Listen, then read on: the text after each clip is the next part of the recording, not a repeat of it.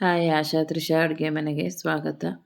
ನಾನಿವತ್ತು ಈರುಳ್ಳಿ ಹೂವಿಂದ 2 ಥರ ಚಟ್ನಿ ಮಾಡಿ ತೋರಿಸ್ತಾ ಇದ್ದೀನಿ. ಒಂದು ಖಾರ ರುಬ್ಬಿ ಮಾಡೋ ಅಂಥದ್ದು, ಮೊದಲೇ ಖಾರ ರುಬ್ಬಿ ಮಾಡೋ ಅಂಥದ್ದು ಮಾಡ್ಕೊಳ್ಳೋಣ.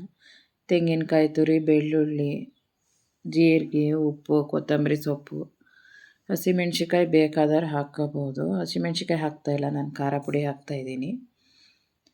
ಹಸಿಮೆಣ್ಸಿಕಾಯಿ ಜಾಸ್ತಿ ಗ್ಯಾಸ್ಟ್ರಿಕ್ ಆಗುತ್ತೆ ಅಂತ ಜಾಸ್ತಿ ಬಳಸಲ್ಲ, ಅದರಿಂದ ಖಾರ ಪುಡಿನೇ ಹಾಕ್ತಾಯಿದ್ದೀನಿ. ಒಂದು ಟೊಮಟೊ ಹಾಕ್ತಾಯಿದ್ದೀನಿ, ಖಾರ ರುಬ್ಬಿಟ್ಕೊಂಡಿದ್ದೀನಿ.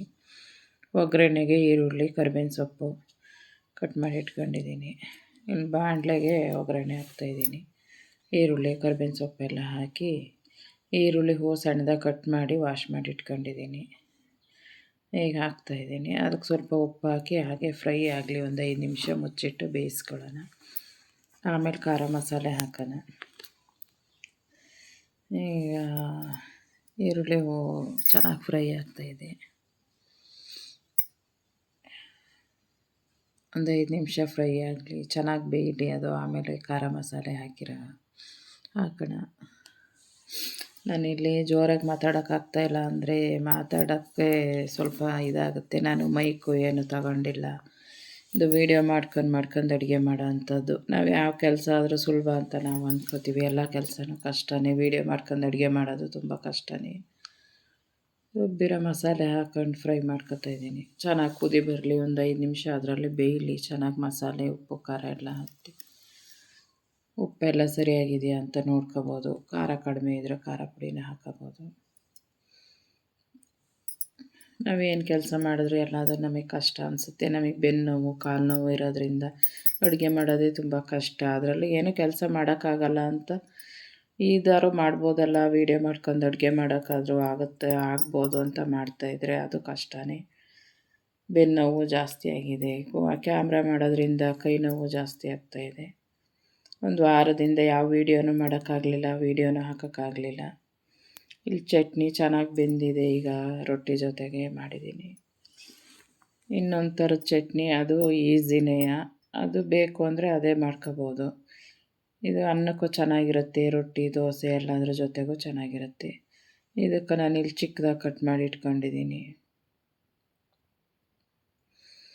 ಒಗ್ಗರಣೆಗೆ ಬಾಣಲೆಗೆ ಎಣ್ಣೆ ಹಾಕ್ತಾಯಿದ್ದೀನಿ. ವೀಡಿಯೋ ಮಾಡಿ ರೆಕಾರ್ಡ್ ಮಾಡೋಕ್ಕೆ ಸ್ವಲ್ಪ ಬೇರೆಯವ್ರ ಹೆಲ್ಪ್ ಬೇಕಾಗುತ್ತೆ. ಇಲ್ಲಿ ಯಾರು ಹೆಲ್ಪ್ ಇಲ್ಲದೆ ಇರೋದ್ರಿಂದ ಒಬ್ಬಳಿಗೆ ಮಾಡೋಕ್ಕೆ ಕಷ್ಟ ಆಗುತ್ತೆ. ಹಾಗೆ ಬರ್ತೈತೆ, ಈಗ ಬರ್ತೈತೆ, ವಾಯ್ಸ್ ಸರಿಯಾಗಿ ಕೇಳಿಸ್ತಾ ಇಲ್ಲ, ವೀಡಿಯೋ ಮಾಡೋಕ್ಕೆ ಸರಿಯಾಗಿ ಬರ್ತಾಯಿಲ್ಲ, ನೀವು ವೀಡಿಯೋ ಮಾಡ್ತಾಯಿರೋದು ಅಂತೆಲ್ಲ ಹೇಳ್ತಾರೆ.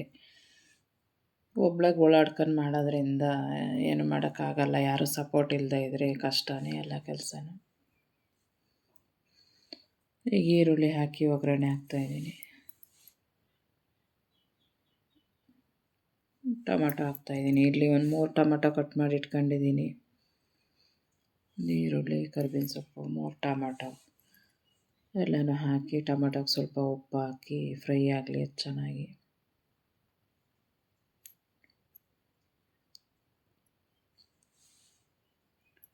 ನಾವು ಆ ಕೆಲಸ ಸುಲಭ, ಈ ಕೆಲಸ ಸುಲಭ ಅಂತ ನಾವು ಅಂದ್ಕೊತೀವಿ.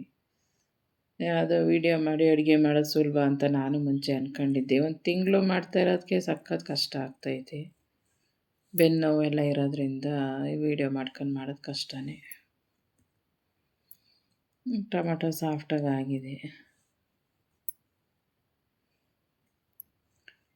ಈರುಳ್ಳಿ ಹೂವನ್ನು ಕಟ್ ಮಾಡಿ ವಾಶ್ ಮಾಡಿ ಇಟ್ಕೊಂಡಿದ್ದೀನಿ. ಅದು ಸ್ವಲ್ಪ ಚೆನ್ನಾಗಿ ಫ್ರೈ ಆಗಲಿ.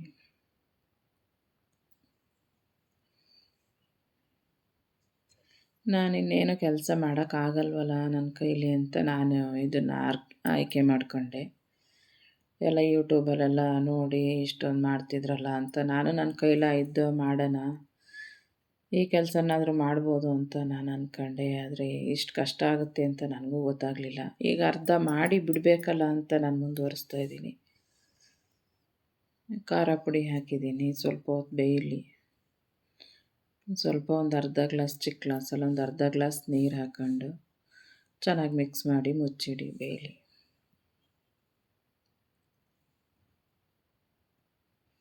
ಇದೀಗ ಚೆನ್ನಾಗಿ ಬೆಂದಿದೆ. ನಾನು ಇದ್ರ ಜೊತೆಗೆ ಗೋಧಿ ದೋಸೆ ಮಾಡಿದ್ದೆ, ಅದ್ರ ಜೊತೆಗೆ ಮಾಡಿದ್ದೀನಿ. ರೊಟ್ಟಿನೂ